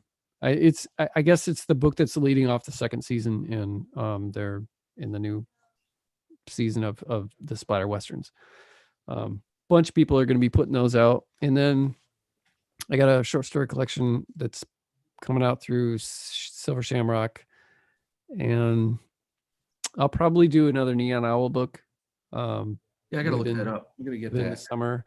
If you like Hap and Leonard stuff, then you would probably like Neon Owl. It's a lot like that, but it's different. Maybe that's why Joe liked it so much. Yeah. But, yeah, it's it's crime noir, kind of gritty, with lots of humor in it. Oh, that's perfect. I like that. So, I like people. So, yeah. When you said earlier you had a book you didn't know what you were going to do with, you're probably going to give it to small press publishers. I've only seen your stuff published by you or Thunderstorm or Crystal Lake. What other small press publishers do you? I had one that let's just say I quietly paid my book because of breach of contract, and it was not a good publisher to be with. So I quietly stepped away from that. They gave me my rights back. And I don't really want to mention that, but that's another press that I worked with. And they already, I mean, everybody pretty much knows their reputation at this point. But I guess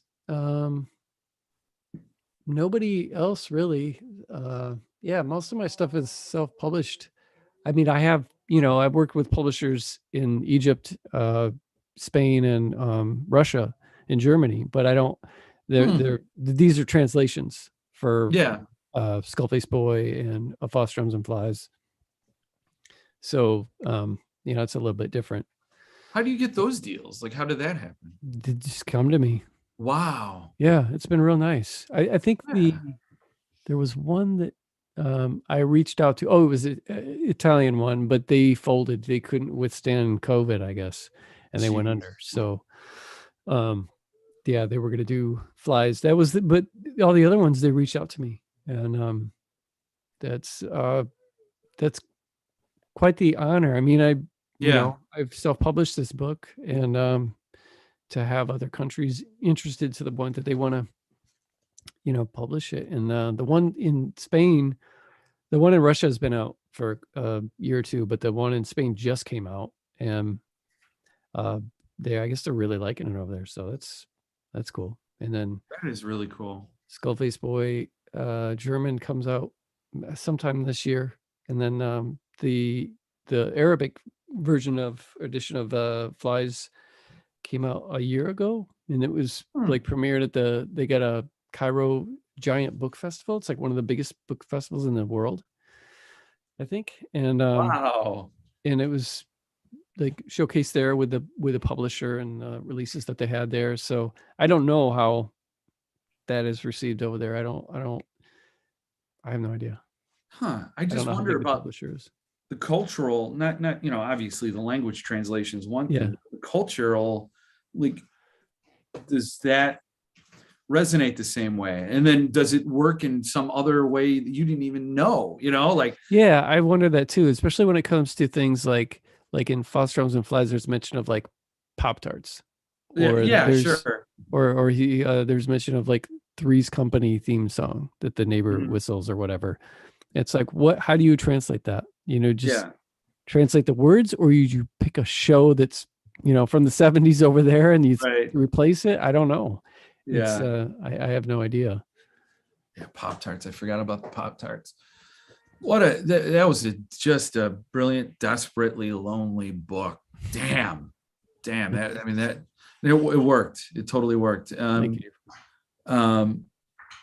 Wow. That's wild. You think about these translations and then,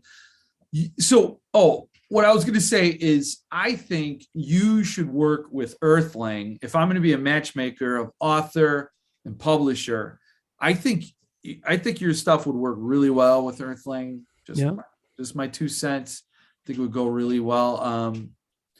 Thunderstorm made sense. Although I always thought a Thunderstorm is more extreme stuff. I don't know. That's another one that contacted me. Paul contacted me and asked if I wanted to do the 4 novella collection, and he just tried to do it again. And I was like, well, I've got novellas that I could put in there, but it doesn't make sense to put, like Slow Burn, Cannibal Creator, Yeah. Neon Owl and Skull, and then something else in there. It's like there's no theme there at all. They're different genres. So, but he does have Cannibal Creator right now. I don't know if that's gonna come out or not, but he does have it. That'll work. Yeah, that would work totally. That's cool. Are you going to try to say Paul's last name? Can I get that on record? You attempt his last name? Yeah, but maybe I should fake lag like I'm the bad connection while I'm in the middle of it. Goblerish? I don't know. Yeah. Like you're going through a drive-through. Goblerish. He's a great guy though. Very, very great guy. Yeah, I think if your name's Paul, you got to go into publishing. You don't have much of a choice. That's what I hear. I don't know Earthling. I'm not really. I mean, I've heard of them, but I'm not. Paul Miller did Fracasse's book, Boys in the Valley, and there are very okay, maybe it's just for the simple fact that the book takes place in an orphanage, but very similar sorts of vibes I got between Skullface Boy, A Foster Home and Flies, and then Boys in the Valley. Boys in the Valley, I talked about that as sort of a slow burn but fast page turner, and it's weird because you really want to know what happened, but it builds. It takes a long time, and you sort of, and then I also think that sort of misrepresents the book because it's not like you have to wait a long time for anything to happen. Whereas your stuff it feels also like a slow burn, and it is sort of a fast page turner, but you're just pulled along. Like you just want to know what happened. Like what's going to happen to Levi? And how do you head out of an orphanage with sort of the nuns that are taking care of you, just kind of wishing you would leave? Yeah. Wow. Just that's a again, like another gut punch, and then the way that one ends. So thanks. I don't know where to start with your books. Where would you start if you're telling somebody here to pick up? I always say my personal favorites are different than the ones that I recommend, like Deepwater, Skullface Boy, and well, those are my favorites personally. But like I said before, Deepwater, just like Slow Burn, maybe not for everybody, especially if you don't like a lot of the films that I like the slow burn kind of like character driven dramas. You might get bored. I don't know. And if you don't stick around for the end of Slow Burn, you're going to really miss out. So if you're not liking that ride along the way of just the slice of life, then the ending I think that it's worth sticking around for. But Oh, for sure. I usually tell people either Stirring the Sheets or Of Foster Homes and Flies. They're both real kind of somber, but with rays of hope.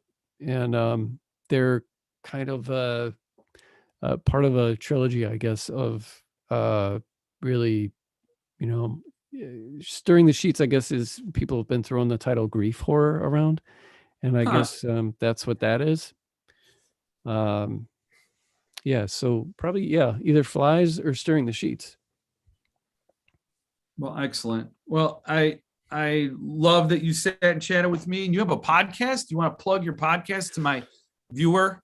Yeah, I have. I had two, but my friend and I got too busy to do one, so I've got a new one right now called Bleeding Page Podcast, and we have authors on there to discuss hybrid and self-publishing and the craft of writing dark fiction. We're new. I think we just recorded. Keelan will be our, I think, our 5th episode. There's 3 episodes out right now, but it's mainly to get people, if you want to work really hard and you're a good writer and you don't want to, do the traditional route, there are a lot of success stories for self-publishing, and not everybody is able to pull that off. But my buddy Dan Padavana, I don't know if you know who he is, but he was writing. I edited I think his first 4 horror books, and he was only bringing in like a very small amount a month, maybe $100 a month or something like that. He switched writing horror into thrillers, and last year he made like $238,000 in self-publishing his thrillers in a series by like doing rapid releases and stuff. And a lot of podcasts I listen to, it's a lot of hard work, but he was able to retire early. And we've had him on the show, and he gives some tips and stuff. So it's got a lot of that kind of thing. Dan is also, his dad was Ronnie James Dio. No. Yeah. Wow. Yeah. He wrote the intro to my first short story collection too. He's a good guy, real good guy. Yeah. Wow. Well, yeah. His dad, man. Wow. That Dio, Ronnie James. You didn't meet Ronnie James Dio, did you? Yeah. You did? Yeah. Oh. Yeah. I met him in Boulder, Colorado. Yeah. And I've seen him a couple times in concert. Yeah. And from what I understand, the guy was a great human being too. Yeah, that's what I hear. I mean, I didn't know him. I just met him. I got to take my picture with him and stuff like that, and do the thing. Yeah. Oh, he's a giant. I mean, it's a very small, short man, but very short. Yeah. A giant. Wow. I love Dio. Yeah. I grew up on him. I was pretty much obsessed. But again, when I met Dan and became friends with him, I was like, other than saying, I met your dad once and here's a picture.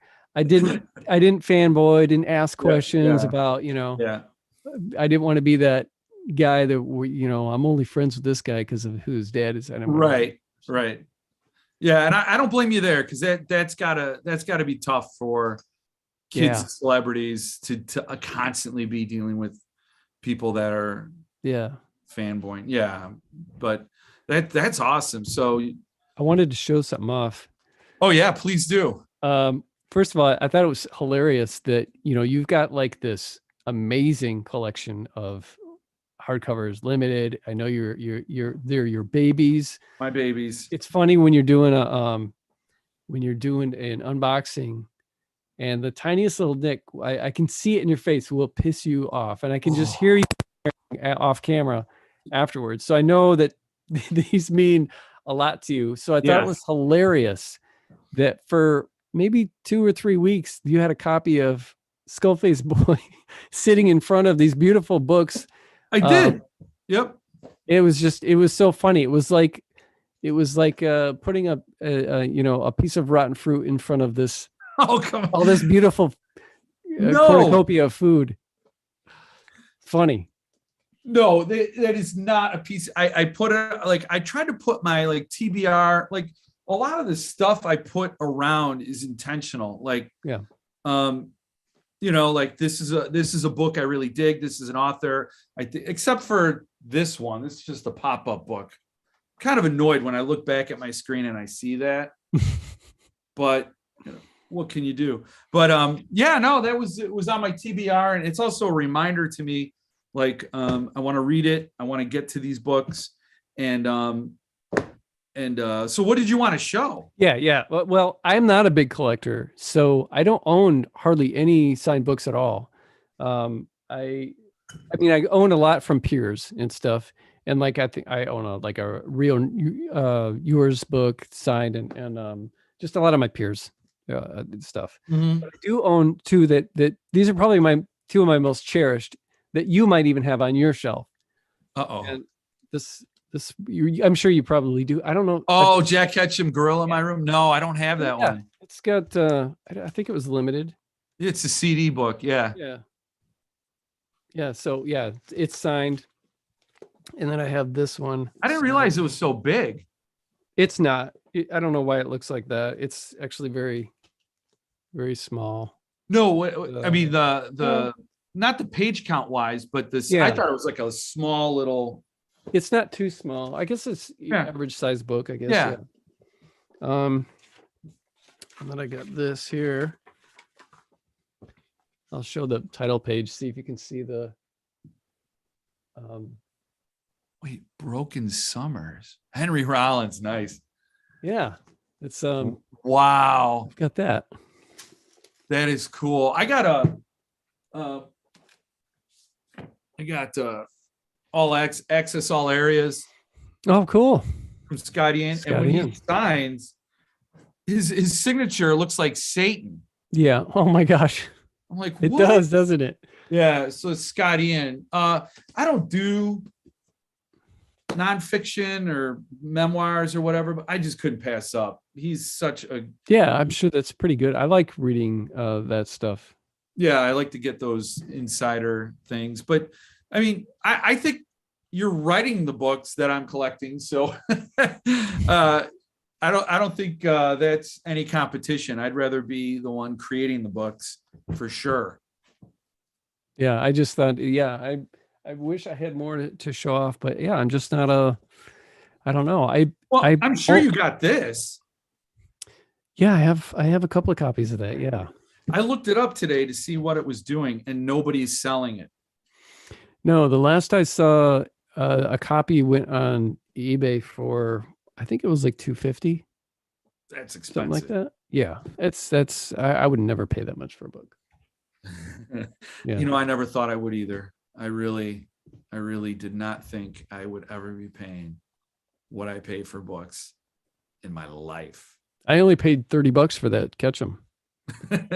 Yeah. That's about my limit. That's for me. $30. But maybe if I make it big and I write that one that takes off, and then all of the other ones trickle through and start selling, maybe then you got to pitch something to Paul Miller at Earthling for sure. And man, I can't think who else. SST would be a good one because that's UK rights. So you could do, I don't know if you have any, do you have, I mean, okay, so how do rights work with you? Like if you self-publish, are those just North American rights? Yeah. I mean, everything's mine. And I when I do, give a book to a publisher, I keep film rights, and I mean those are film and TV rights. You'd never want to give those away. No. And then I would like to keep translation rights too. Yeah, what's funny is I talked to Patrick McCabe for his upcoming release of Butcher Boy, which I think you should read that book. Yeah, Butcher Boy is about, oh man, it's like Irish Chad Lutzke is in that book. I don't know. There's something maybe this is something for my therapist. Something about abandoned kids, young boys that are abandoned and forgotten, and they have to. It's exciting. It's something about it. It really hits a spot with me. But when I talked to Patrick McCabe about Butcher Boy, he basically said he wouldn't be writing like he is now. And he's an Irish literary giant, still living. And he wouldn't be writing the way he is now if the movie Butcher Boy wasn't such a big hit. So somebody bought the option for the movie, Stephen Neal, and he was a well-known filmmaker, did it, and he's like, I'm still living off of that, like, wow. Yeah, so you definitely wouldn't want to give up those. That is the retirement maker, basically. And but yeah, I would. Well, you should definitely read Butcher Boy, but I would reach out to Paul Miller. I think he's your guy. Philip Fracassi, you should read Boys in the Valley as well. That's a great book, and he published it through Earthling. Earthling wants to do first editions, like. He'll make an exception for Clive Barker or whatever, but almost all the other books that he publishes are the very first worldwide appearance of any book. So Josh Malerman's Goblin, Ghoul in the Cape, and so many more. But that would be a good small publisher for you. Maybe I'm very into when a publisher, like with Wormwood, with Thunderstorm. And of course, we had a Nightworms deal attached to that as well. Yeah. And so I'm very into that, where you can have this special thing out, get paid, and then you can release your book again over here. And then you've got this awesome, trophy on your shelf with this beautiful book. I'm very into that for sure. Oh yeah, I like doing that, and I hope to. I know that Paul wants to keep working with me. The problem is, my books are so short. I mean, I have 3 books through him now, and hopefully if he wants Cannibal Creator, but a 4th, but he did Palmetto by Anya Alborn, and he put a little note on the order page at the time. This is a novella. And he was like, I'm like, wow, I've never seen anybody post. I've never seen a publisher post sort of a caveat on the order page.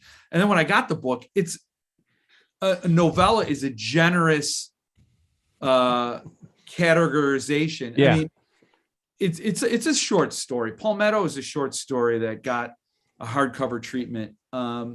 So yeah, I definitely think Cannibal Creator and Thunderstorm's a good home in that way. Very interested in the splatter Western now. For sure. I didn't get Pale White though. I slept on that, but oh well, I'm going to get it. I'm going to do an unboxing. And then if there's a ding, I'm glad you're picking up on those cues, because I don't know if people do, but sometimes I get a book and I have to react to it. And I'm just looking at it like, oh, I can feel it, man. I can see it in your face. Yeah. And it derails it. And it's just like the whole word conveyor belt gets derailed. And then I have to pick up the pieces. And the fun thing is I edit those videos so I can put whatever I want in there. And I still can't come around to taking out those those first looks at that ding. Ugh. My buddy John Bowden sent me a rare copy of, can't remember the name of the book, a rare Stephen Graham Jones book. And when it got here, the box was empty. Someone had taken the book out and then taped it back up. Yeah, we were pissed. So the book just was missing. Yeah. Oh my God. Opened it, took the book out, and then taped it back up. And then when I went on eBay, it was like I think it was a $150, $200 book. And then I mentioned it. So I mentioned a year or two later on Twitter, and someone was like, "Hey, you know what? I've got an extra copy of that book if you want it." Oh, that's awesome. Wow. Okay, thank you. Yeah. Yeah, the book collecting community is pretty awesome. Yeah. As a matter of fact, yeah, I was looking for a copy of. I asked the author Ronald Kelly if he had an original paperback copy of Fear. I had never read it, and I wanted the original leisure edition, I think it is, and or maybe Zebra. One of the two. I get them mixed up. And he said no. That same guy sent me a message. He's like, "Dude, I got 2 copies if you want." And I was like, "What do you want for it?" And again, he was like, "Just send me, one of your books." And I was like, "Sold." Wow. So thank you. Oh my gosh, I'm spacing his name now. Alex? Yeah. Alex. Alex from Iowa. Alex from Is what they Iowa. call Well, him. Yeah. you should watch my channel. We need more people like that. There's always somebody looking for a book. I like to help out when I can, but I can't always. So we've been chatting for 2 hours. I appreciate you taking the time. Oh, dude, thanks for I really appreciate, and I mostly appreciate you just reading the stuff, and It's great stuff. I wish I could do more, like to convince people and promote books. But I dig it. I totally like that there's just something about that vibe, and maybe that wouldn't gel with everybody. Maybe that wouldn't to connect with people the way it did with me, but just something really original and different. And I've never read anything like that. thank you. And then, Slow Burn on Riverside, the ending kind of threw me off. Wow, that was great. And really wanted me to read same deep water as you. So that was definitely going to be the next one I hunted down. But knowing that you're going further ahead, like, I'm going to be all over the place, but that's fine. It's a good problem to have. A lot of good books to read. And this is great stuff. And it's just surprising that you didn't start reading till you're 20. And that's just going to be mind blowing to me because your characters are all readers. They are. So anybody who's watched this, if you continue, I'm going to put in the description, where do you want people to buy your books? Like, where on Amazon? Does it matter? Yeah, just there on Amazon. Okay. Yeah, I haven't, I go wide sometimes and then I don't. And actually, I think most of my books are wide right now, and you can pick them up other places. But it doesn't matter to me. Wherever you want to get them, if you don't feel comfortable with getting them from Amazon. But I think False Drums and Flies is Amazon exclusive right now. But a lot of my other stuff you can get elsewhere, Barnes and Noble and all the other places. That's very cool. So I'll put that in the description so everybody can get their hands on some. Okay. Just check it out. I think and that to me is cool, because for me it's that originality that I think needs to be experienced, and see if it's for you. If not, whatever. But you got to read Butcher Boy and then reach out to Paul Miller. So that's your homework. What was the other book you said too? Boys in the Valley was the Fracassi book. Okay. Butcher Boy, and then I don't think there was another one. Yeah, maybe that was it. This will be recorded somehow. I don't know. Review it. Okay. Yeah, I'll have to check it. I love getting turned on to authors that feel like what I'm trying to do. Like someone just recently, I'd never read what's his name? Ellis. Bret Easton Ellis? Yeah. I'd never read him before. And someone read Deepwater and said, man, this reminds me of the heck is the American Psycho? No, it Lunar was Park? The interpreters or the translators or the okay. No, I don't know it. I don't know, but it's one of his books, and it's and yeah, it was very disjointed, but the prose reminded me, and the kind of no nonsense stuff, and it kind of reminded me of that. And so I'm always on the lookout for something like that. Mm-hmm. When I find something that is doing what I'm trying to do, and kind of like similar to the way that I write, and I love it. And I think Philip Fracassi with Boys in the Valley might have a more similar style to yours. Mm-hmm.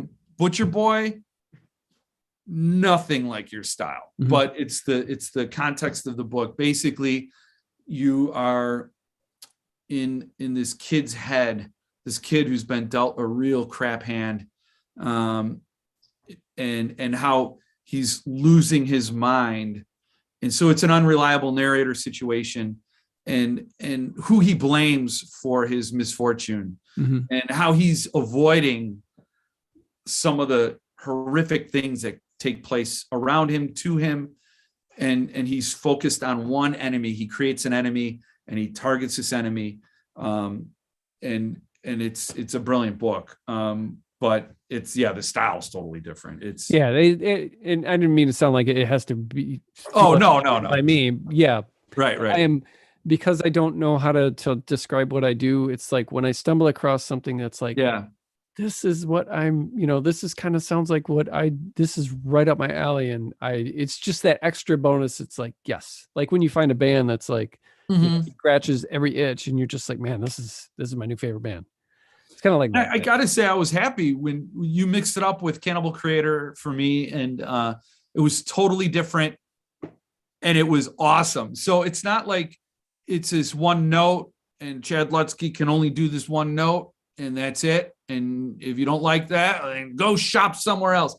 Not like that at all. That was great. I hope Thunderstorm does it. I hope so too. Now, if you read, since you read Skullface Boy, Flies, and Cannibal, if you read Neon Owl, you've kind of covered everything that I've been doing. So you gotta get that now. Oh, I'm gonna get that. I'm definitely gonna get it. And same deep water as you, because I want to see what the hell happens after this book. And find out like what all this happens. But yeah, no, I gotta say, and it could be. Like I said, I sat in some of those same apartments and I saw some of those same downward spirals. And I remember I walked into this one room. We used to go hang out at this one guy's house, and his parents were divorced and his mom was always at work. So we always had this house to ourselves. And I walked in and I was there 20 minutes. I was greeted by everybody there, and there was always a hive of us. And I was there 20 minutes, and then the stoner in the chair watching TV turns around, "Hey Jeff, when'd you get here?" And right then I'm like, man, this is bad news. You don't even know I'm here. Like, yeah, there are ghosts, and then there are ghosts, and you are a ghost. And but yeah, so anyway, I will definitely get the Neon Owl. And just so much more to look forward to. And I like I said, I'd love to get everybody buying it, buying some Lutzke. Thank you, man. That's how you say it, people. Lutzke. Learn from the expert. That's right. All right. Well, thank you for the time. And thank you, Jeff. I will be looking for everything. And don't be afraid to message me if you got something cool coming out that you want to tell people about. Now, talk about it on a live stream or whatever. I'm happy to get the word out for you. All right. I really appreciate having me out here, man. It was nice. It was nice hanging out. Oh, it was totally more for me than you, but that's just the price you pay. Thank you. I had a lot of fun, but yeah, you have a good night. All right. You too, man. See ya.